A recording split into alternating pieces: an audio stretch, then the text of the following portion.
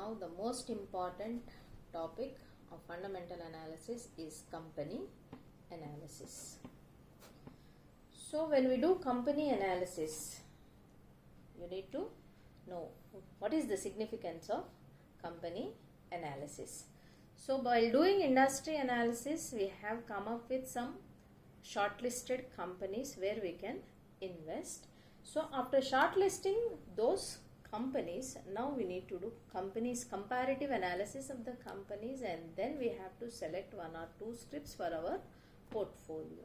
So how to select that one or two scripts for our portfolio? First, basic analysis which we are supposed to do is balance sheet analysis, where your capital expenditure and capital incomes are posted. Then profit and loss analysis,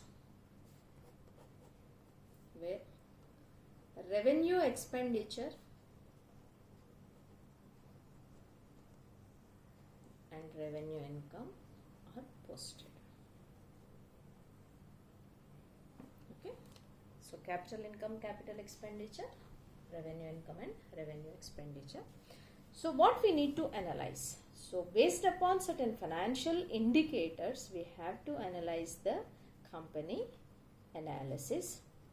So the financial indicators are simply, it's a usual thing which we will do, that is ratio analysis. In this ratio analysis, the first one is we will consider the profitability ratios like return on investment, net profit margin, return on equity, earnings per share and dividend payout ratio. So these are the major profitability ratios which we will use while assessing a company. Return on investment, how much return I am getting on my investment, what is my net profit margin, what is my return on equity, what is my equity earning per share, and how much dividend payout has been made by my company where I am going to invest. So these are the profitability ratios which we need to assess. And then leverage ratios like debt equity ratio, means what is the debt, okay, how much the company is trading on debt. Why? Because if debt is more, ultimately most of the earnings will go to payment of interest, and as we know that equity shareholders only will have the last hand claim on the assets. So that is the reason we need to know the debt equity ratio, whether the debt is in a controllable position or not, and also interest coverage ratio, how much of the potential earning of that particular is going for interest payment. That's what we need to know. And how much the promoter or the shareholder is getting from the company as a earning, and what will be the reinvestment rate the company is going to show in the coming future. So to assess that, we need to know the interest coverage ratio, and then ROE analysis, that is return on equity analysis.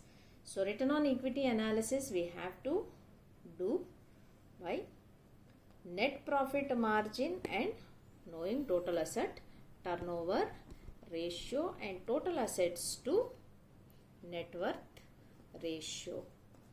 So this is how we have to do ROE analysis. So these are the basic things which we need to keep in our mind whenever we are going with the company analysis. And in practical sense, whenever the company do its analysis, it will go with a special term called enterprise value to EBITDA.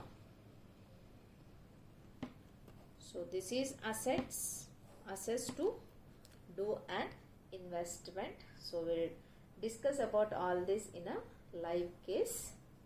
For theoretical aspect, this is here. Apart from this, certain qualitative aspects will also be considered whenever we'll do fundamental analysis, like business of the company, whether it is well established, it has a potential to grow or not. Top management, as we have discussed, agency problem. So how the top management is making decisions to keep all its stakeholders happy and intact, and what is means the quality of the top management to show that growth potential. What is the product range? So based upon the product range, ultimately the risk, diversification will take place. That's the reason we have to see the product range. And foreign collaborations, if at all we have any foreign collaboration,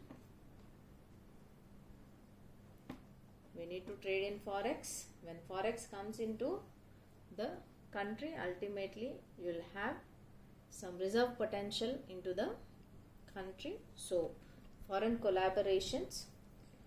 Cost of inputs, with decreased cost or increased costs of inputs, whether based upon this economies of scale will come into the picture. So research and development, how intensity the organizations are, the manufacturing units are with research and development potential, with acquiring change in technologies. And government regulations, as we have discussed, what is the attitude of the government towards any particular industry, not but not the least pattern of shareholding.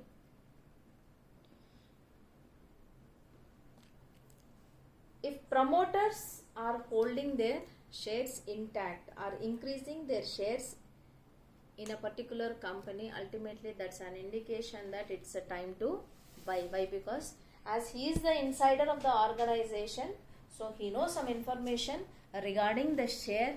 That's the reason he'll improve his shareholding capacity in the organization, and vice versa. If at all he is decreasing or taking or mortgaging his shares, so ultimately there is something wrong in the organization. So based upon that, we'll make a decision whether to accept or not.